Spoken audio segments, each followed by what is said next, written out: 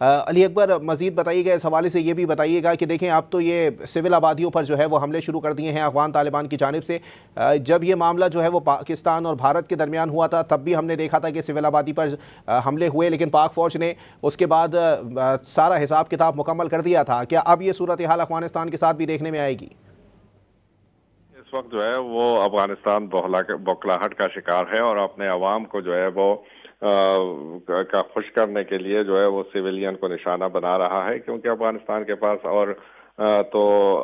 اس حوالے سے کوئی جنگی صلاحیت ہے نہیں سوائے سنائپرز کے اور سوائے چند ٹینکوں کے، تو یہی گولہ باری جو ہے وہ کریں گے۔ اور ابھی جیسا کہ باجوڑ میں بدقسمتی سے گولہ جو ہے وہ شہریوں پر گرا ہوا ہے،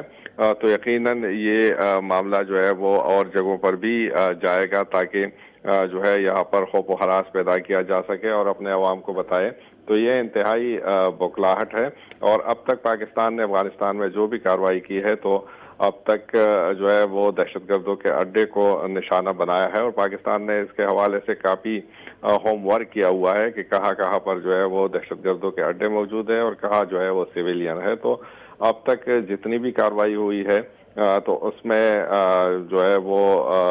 افغان طالبان کو اور ان کی چوکیوں کو جو ہے وہ نشانہ بنایا گیا ہے۔ تو جہاں تک بات دوست ممالک کی ہے تو وہ یقیناً صورتحال تشویشناک ہے اور اس پر نظر رکھے ہوئے ہے۔ تاہم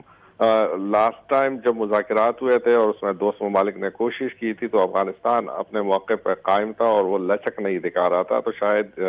اسی لیے اب وہ بھی چاہتے ہیں کہ صورتحال ایسی ہو کہ افغانستان جو ہے وہ لچک دکھانے کی پوزیشن میں آ جائے۔ اور ایسے تو ان کے پاس کچھ نہیں ہے، لیکن جو ان کا تکبر ہے تو وہ ان کو